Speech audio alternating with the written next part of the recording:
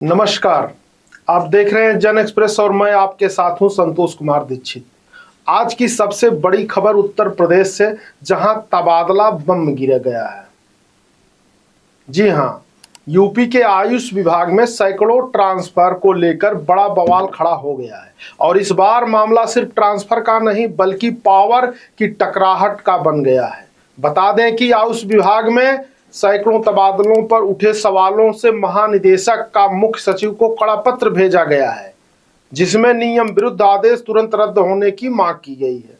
उत्तर प्रदेश के आयुष विभाग में इन दिनों जो चल रहा है वह सिर्फ प्रशासनिक प्रक्रिया नहीं बल्कि अंदरूनी खींचतान की बड़ी कहानी है। सूत्रों के मुताबिक विभाग में बड़े पैमाने पर तबादले किए गए, लेकिन चौंकाने वाली बात यह है कि महानिदेशक की भूमिका लगभग शून्य रही। यानी जिस पद को मुख्यमंत्री ने बनाया उसी पद को इस पूरी प्रक्रिया में किनारे कर दिया गया। अब महानिदेशक चैत्रा बी ने सीधे मुख्य सचिव को कड़ा पत्र लिख दिया है।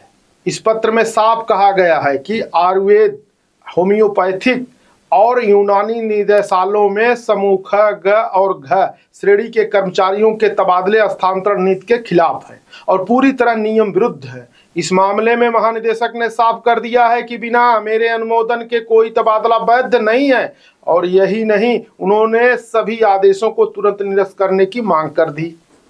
जैसे ही पत्र शासन के उच्च स्तर तक पहुंचा, हड़कंप मच गया। अब सबसे बड़ा सवाल उठता है कि जब विभाग के मंत्री और प्रमुख सचिव की मंजूरी के बाद ही ट्रांसफर हुए हैं तो आखिर महानिदेशक इतनी नाराज क्यों? क्या विभाग में कोऑर्डिनेशन खत्म हो चुका है या फिर कोई बड़ा खेल चल रहा है?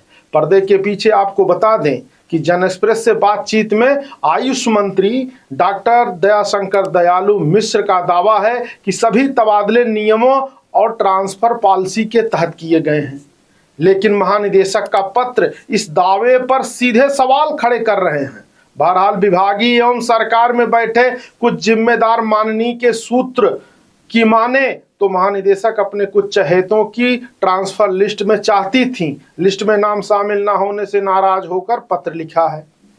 लेकिन अब बात करते हैं उस मुद्दे की जो सबसे अहम है। क्या आयुष विभाग में इस समय पावर सेंटर की जंग का अखाड़ा बन चुका है? अंदर खाने चर्चा है कि मंत्री, प्रमुख सचिव, महानिदेशक इन तीनों के बीच तालमेल पूरी तरह टूट चुका है और सवाल ये भी है कि आखिर किसके इशारे पर बड़े पैमाने पर तबादले किए गए हैं। गौरतलब है कि पिछले साल भी आयुष विभाग में तबादलों को लेकर भ्रष्टाचार के गंभीर आरोप लगे थे, लेकिन अब तो ठोस कार्रवाई नहीं हुई थी और अब शायद यही वजह है कि इस बार तबादलों की रफ्तार और तेज हो गई।